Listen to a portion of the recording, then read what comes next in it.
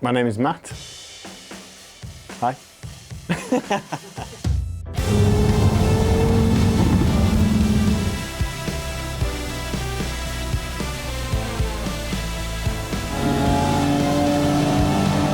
31 from Huddersfield, and I've been into trading for around 10 years now. How much money have you invested into learning Forex? Over the last sort of 10 years, it's about £70,000. When I initially looked into trading, it was when I was in my early 20s. I was a chef initially, that's what I trained from school. I was looking to go into business and start up on my own, so I was in a transition between leaving work and looking into other businesses, and trading was one of them, because you should treat trading like a business. I mean, 10 years ago it wasn't as advertised on social media like it is now. So it was just more reading articles and then people mentioned Forex and currency, and then going off and researching directly about it. There were still YouTube videos about trading and Forex, but it's not anything like it is now. But that's where some of the issues lie, because there's so much misinformation and so much different information that if you watch too much different variety of stuff and you pick a technique from one person and a technique from this website and you read something here, you end up with a jumbled mess of information, and then you end up getting nowhere. You forget and you don't realise that you've picked up little tiny bits of information from all of them, and then you end up very confused, which is sort of where I was when I came to FX Cartel. Matt came to me in November, like I want to improve my trading. His issue was I can't seem to hold the right trade. So we worked on that, and I reviewed his trading, and from there I found myself 9 years ago.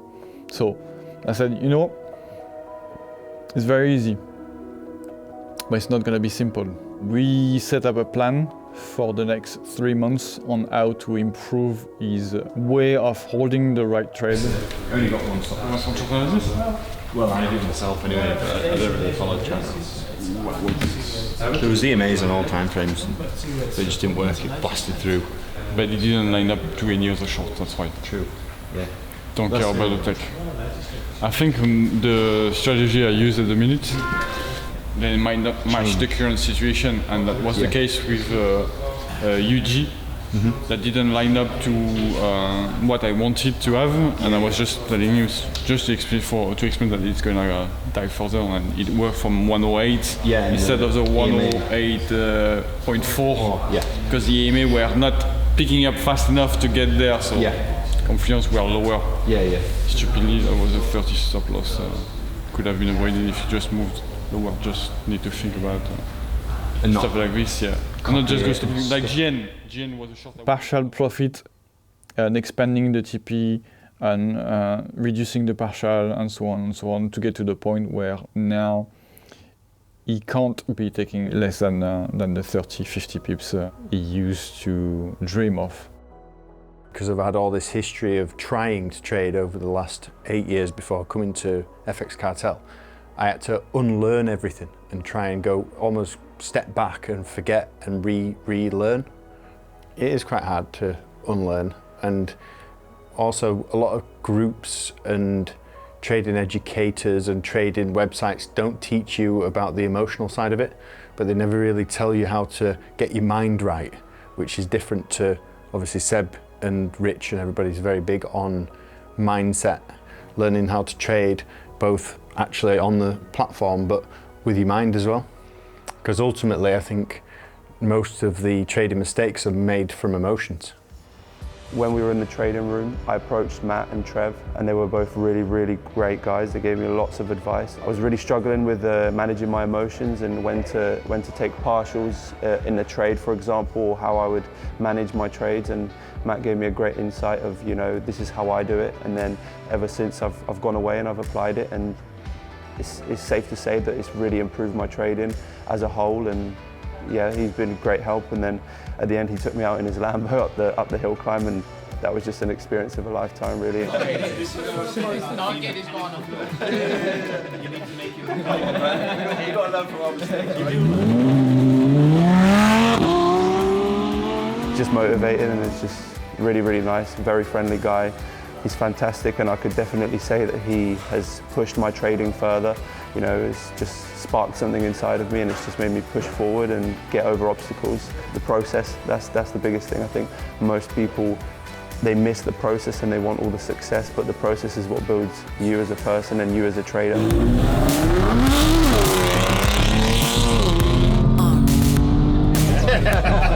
If I'm in a tree, just know I said It's really good, to be honest. Like, Seb's done a good job of organising it, and the amount of people that turned up is really good. So it's just seeing what turns up really for the day. Like, you know, obviously there's some wacky raps and things going on with some of the cars, which for me is always interesting to see. And just like catching up with people and obviously seeing everyone on the floor and whatever is good in a social environment. So it's nice. Joined the FX Cartel about 3 years ago now. It's been a hard journey since then. It's been lots of ups and downs, but I'm very grateful to be in the position I'm in now with everybody around me and helping me, and you know, just such a great community in general, to be honest. Within our community, we've got a challenge of who can send the best trade, and I was fortunate enough to actually win that one this month.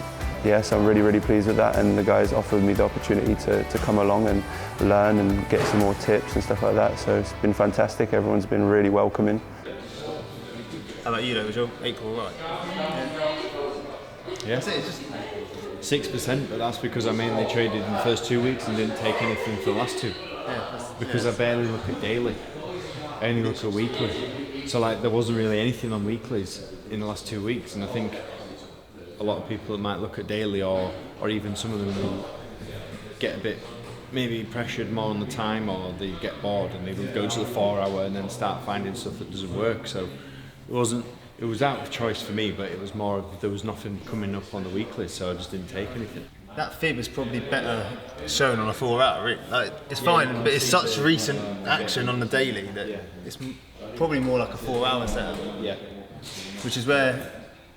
That's why I try just to stick to the weeklies and use the biggest fibs and the most obvious, but it might mean you have to wait a full week for a trade or two. Yeah. Obviously, if you're a chef, you work in long hours in the evenings, so that's where the gym came into it. So I had to stop hobbies and then sort of overtook that with the gym.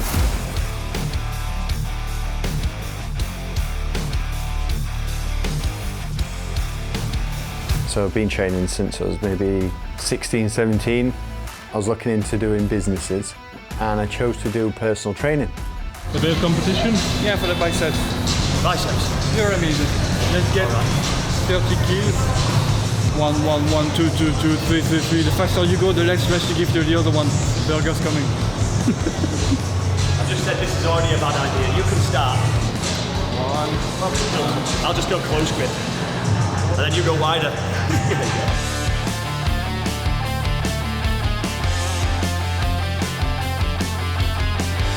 And now, Number 9. we speed the fuck up.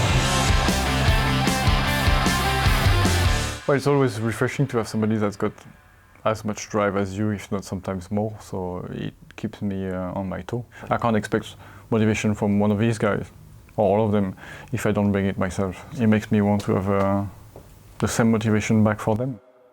From doing the personal training, I did some bodybuilding competitions, and that's where I started selling sports supplements. So I was in the industry. It all fell into place, and I went on to open a shop that was in Leeds. I was looking into bodybuilding seriously when I was like 17, 18, but I just knew that I wasn't quite ready, so I gave it a few years, and I did my first competition. I felt I was ready. I was really ready for it when I was about 21, and I had the vision of me winning, holding up the trophy, you know, really visioning it, and I did win. The first show that I took, I won. It was the North East Championship for men's physique. Everything that I've got now has been on my wall. It's just positive mindset and positive quotes and things that inspire you, and just things that keep you focused, you know. Successful people have doubts and successful people have fears, but they don't let it stop them.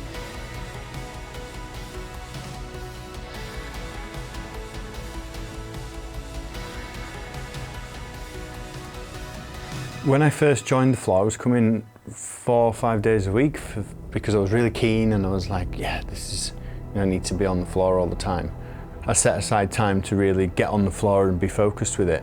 And I've realised that you don't actually have to spend that much time on screen. At the beginning it helps to, but over time, once you've kind of get into the rhythm of the market, and you don't actually have to be on screen all day, every day.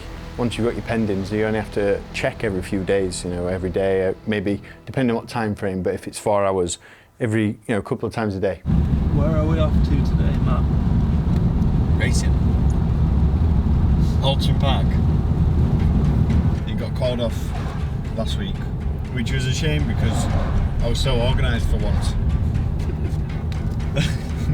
I was up early, I had food ready, snacks. I heard they checking for me, no one checking on me, so I had to go run up a check. I got the message on me, ain't no flexing on me, my attorney gon' call and collect. Blessings on blessings for me, my success has only made it. So is there much happening on the markets this week, Matt? So they're running now.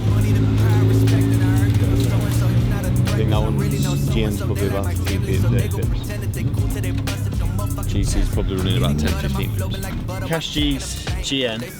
GC's running in drawdown, and then my GBP CHF is running 90 points.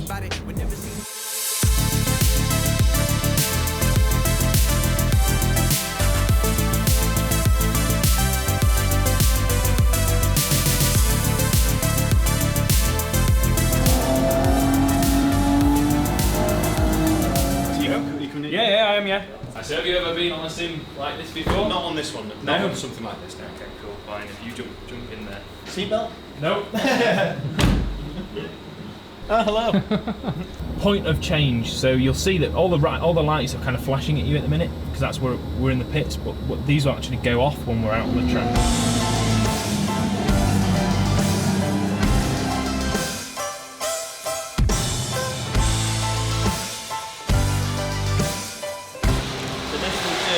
Similar lap time to the LMP3. Before he attempts this, there is no glamorous way of getting in or out of this car. Can you imagine getting out of this in 7 seconds? So there you go. You're fully lying down. Like, it's like a lounge chair. We do what we do to earn more freedom. We make the money so that we can make the most out of these days. If you give yourself a plan B, then you're putting doubt in your mind. So then you're giving yourself the option to fail, and that might be the easy option. So if it becomes difficult, you might take plan B. So if you just go at it and just keep going at it over and over and over, and if something doesn't work, try something else. I've had a business that's failed. I've lost like 40, 50 grand on that one business.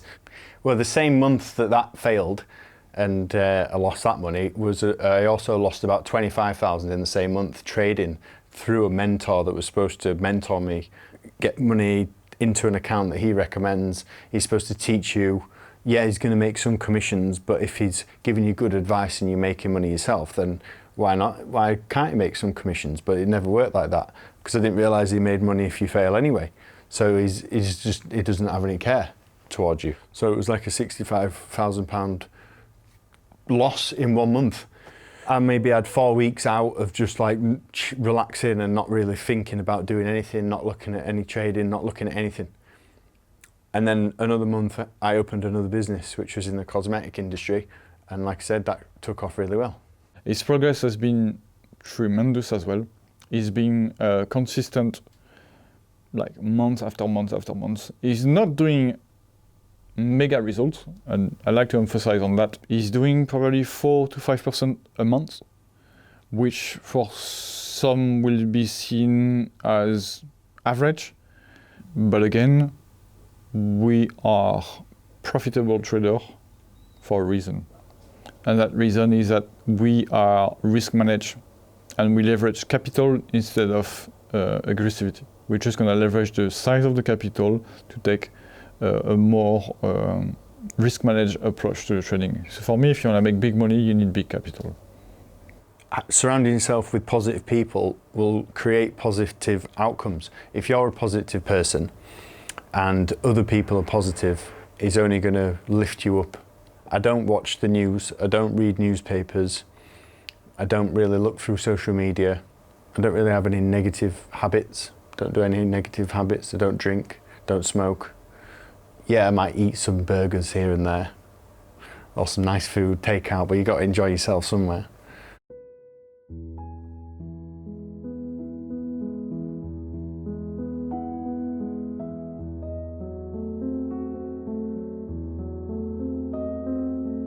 There was some job sort of adverts for a prison guard. I thought that sounds fairly interesting. And with my kind of positive attitude, like I like to try and help people, I thought I could go into the prison as a guard and obviously learn some new skills and try and help the people that are in there and try and give them some advice, try and turn their lives around. So I was literally finishing work in the evening, going through the orders, packing them, taken to the post office early morning before I went on the prison shift. I did that for a year until the money that I was making from the supplements matched my wage from the prison. And then I could drop the prison work and it gave me all that freedom. So I had that job for a purpose and which it served, which can be kind of used with trading because you never know how, you can't really give it a time frame on when it's going to click or, you know, when you're going to be able to support yourself, and you shouldn't really put that pressure on you because then you might become undisciplined because you're putting pressure on you. It's very much, again, comes down to your mindset of being able to structure your lifestyle so that you can work and be supported.